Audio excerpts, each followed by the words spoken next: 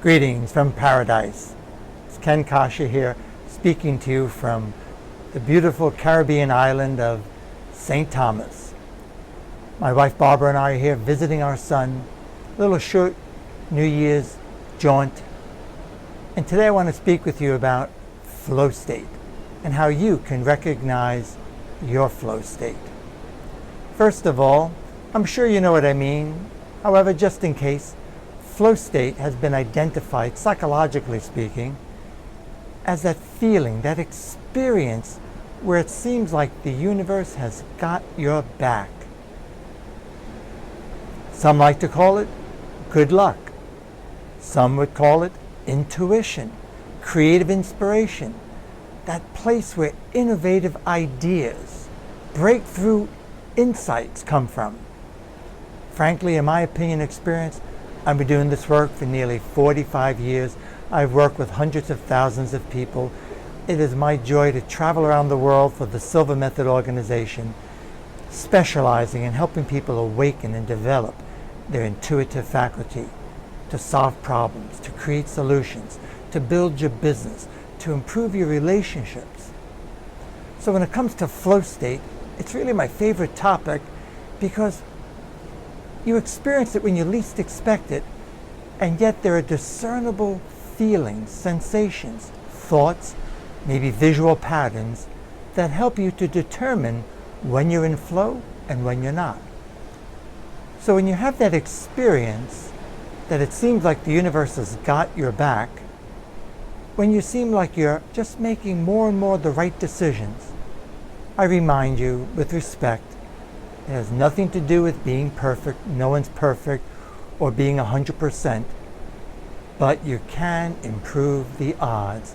You can add a substantial, huge edge to your ability to make more winning decisions, to more and more be in the right place. So let me give you a simple example. And I want to ask you, what about you? What are some of the thoughts, ideas you have about your own flow state? When have you experienced it? What are the signs, the markers that help you to know that you're in flow? I'd like you to think about that. So here's a short example. Over the Christmas holidays, we have 3 children. One lives in St. Thomas, one lives in California, San Jose area, building a family with his wife, and our third, our youngest, lives in Chicago getting her doctorate in psychology. So we live in Connecticut. We've been there since 1974, offering the Silva programs, although I started in the Boston area. So this year we broke tradition. We left our home for the first time in I don't know how long, and we've been visiting our children the holidays, and for the new year, here we are with our son Jason. So the long story short is, when we went to California, I was booking the flights, and I'm no stranger to booking flights. I've been traveling since 1984, all throughout the world. But this time I'm booking the flights out of Hartford, Connecticut to San Jose, California. We were leaving on a Tuesday and going to return on a Sunday. That was the best. It felt right. Seemed like the best thing. We had to get back to work. We'll be home for a few days and then take off to visit Jason here in St. Thomas. As I was exploring the flights, the prices and the connections were almost identical, Monday or Sunday. But for some reason, I kept leaning toward Monday. And yet my logic, you know, that logical voice that sometimes, excuse the shaking, that logical voice that sometimes causes us to second guess ourselves, to wonder, am I doing the right thing? It's not always a helpful tool, is it? Well, that's what started happening, because I was leaning toward Monday. That was my first impression, not to book Sunday. So I followed it. I booked coming home Monday. And I admit, for about 30 seconds, I started second guessing myself as I was buying the ticket. Like, oh, you really? Come on, maybe it's too long. We're staying, you gotta get back, you got work. And I said, no, I just let it go. And as I did, it felt right. And I didn't think about it. This is in early November. So here we are now. We're in San Jose. We're on our way to come home. And Sunday, the day that I started second guessing, was a day when there were unexpected storms in Dallas, Fort Worth, where we were flying through. Tornadoes, flooding, and all flights were canceled, and people got stuck there literally for days. Had we picked Sunday, that would have been us.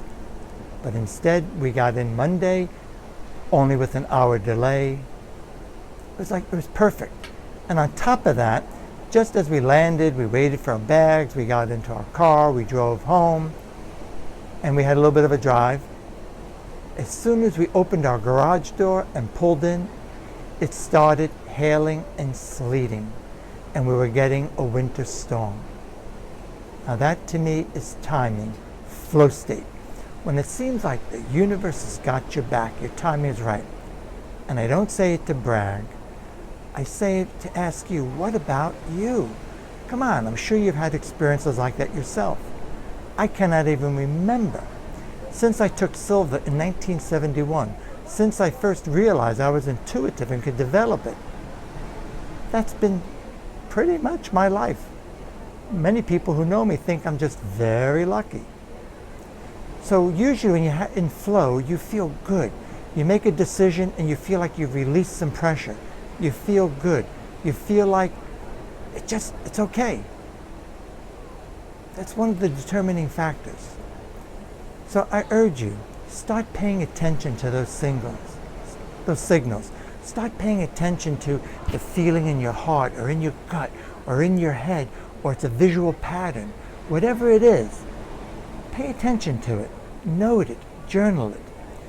And when you do, if you're not doing this already, eventually it'll become like second nature, and you won't think about it because, in all honesty, I didn't give it a second thought. I wasn't looking to be in flow. I was just following my impression, booking. In fact, I was doing it late at night. Flow state. So remember, you are far more than what you appear to be. In fact, you are better. This is Ken Coscia signing off. Thanks for listening. Until the next time,